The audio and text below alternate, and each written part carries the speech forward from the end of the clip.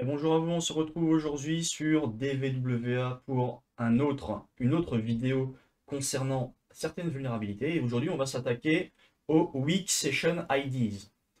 Donc, quel est le but? Donc déjà, on va se mettre en low. Si vous ne savez pas ce qu'est DVWA, je vous invite à aller voir ma vidéo de présentation et d'installation.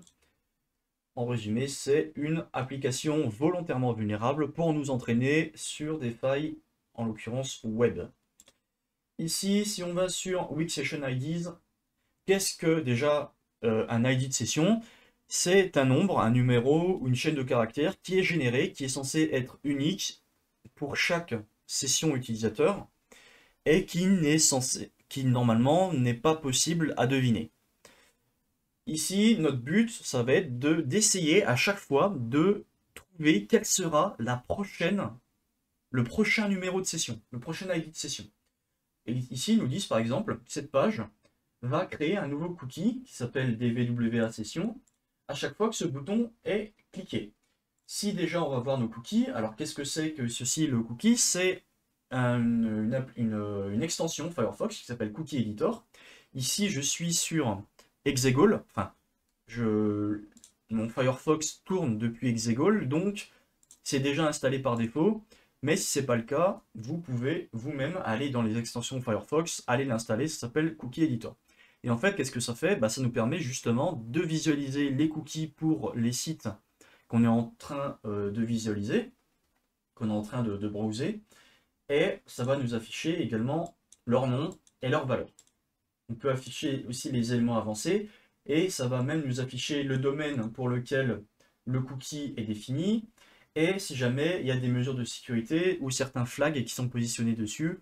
On peut voir qu'ici c'est un cookie de session, mais l'HTTP only et le secure ne sont pas positionnés. Voilà. Et on va pouvoir les modifier à la volée. Alors, on pourrait faire exactement la même en faisant soit un F12, soit un contrôle maj i, pour aller dans Storage et dans Cookie. Et ici, on retrouve exactement les mêmes valeurs avec, pareil, est-ce que le HTTP only est positionné, est-ce que le secure, le same site, voilà, etc. Leur valeur, le nom du cookie, le domaine, voilà. On retrouve exactement les mêmes opérations, les mêmes informations, pardon. Sauf qu'ici, bon, on peut modifier ici si on veut aussi. Mais je trouve que c'est quand même moins pratique d'avoir une page comme ça, plutôt que là, c'est juste un petit onglet. Hop, en 2 clics, on peut déjà modifier les valeurs. On peut les enregistrer, les supprimer, voilà. Donc c'est vraiment plus simple. Et notre but ici, ça va être de définir, de trouver quelle sera la prochaine ID de session. Si on regarde les cookies, on a le PHP SESID qui est la variable de session classique au niveau de PHP. Et on a notre cookie security, normalement, qui a, si on va ici, on voit que je suis en impossible, donc on va se mettre en low, submit, et si on va voir ici, security, je suis en low. Si ici je me mets en medium, normalement le cookie est mis à jour, et si on sélectionne, on voit qu'il est en medium. Nous on va rester en low pour au début, pour la première partie.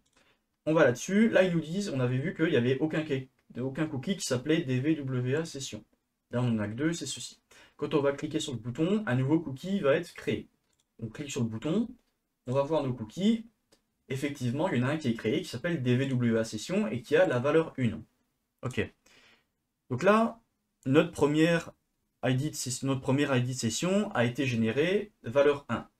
Si on clique de nouveau, normalement, un nouveau cookie va nous être généré avec une nouvelle session. On retourne, on voit que c'est la valeur 2. On reclique une troisième fois, on retourne voir, value 3. Donc là, bon, la valeur de session n'est pas très aléatoire et on arrive facilement à deviner qu'en fait c'est incrémenté de 1 à chaque fois. Là, donc là c'est 3, 4, 5, 6, 7, 8, 9, 10. Alors est-ce que ça a été pris en compte? Normalement, j'ai cliqué jusqu'à arriver à 10. Alors ok, bon ça a pris, il y a une fois que ça n'a pas compté. Donc, je suis arrivé à 9, une autre fois à 10. La variable de session, donc le cookie, la valeur de cookie pardon, est prévisible. Ce n'est absolument pas sécurisé, donc c'est considéré comme un identifiant de session qui est vraiment faible. D'où la vulnérabilité. On a réussi à définir quel allait être le prochain numéro de session, donc en fait on a réussi le challenge. Donc celui-là c'était vraiment simple, mais c'est vraiment une introduction sur ce que sont les sessions assez faible. Et là, vous allez me dire, ok, bah c'est bien, tu as incrémenté de 1, tu as trouvé comment c'était fait, mais en fait, à quoi ça nous sert? Est-ce que c'est vraiment utile, et etc. Alors oui, c'est vraiment utile, et ça peut être problématique dans le cas où la variable de session va permettre de savoir quel utilisateur est identifié.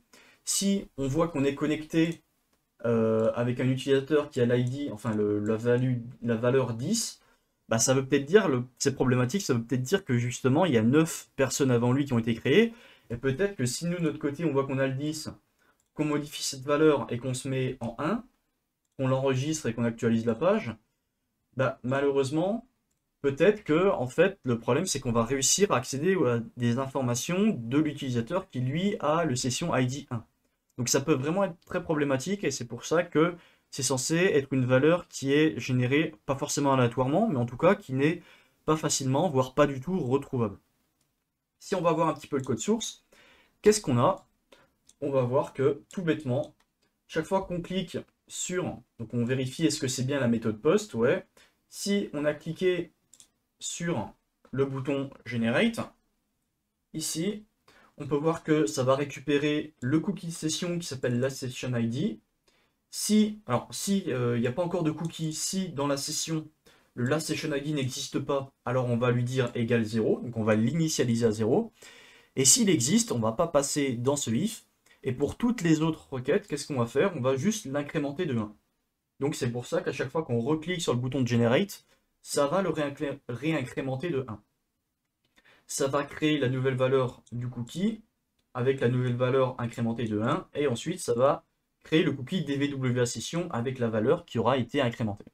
Donc c'est vraiment du code absolument pas sécurisé, il ne faut pas du tout faire ça.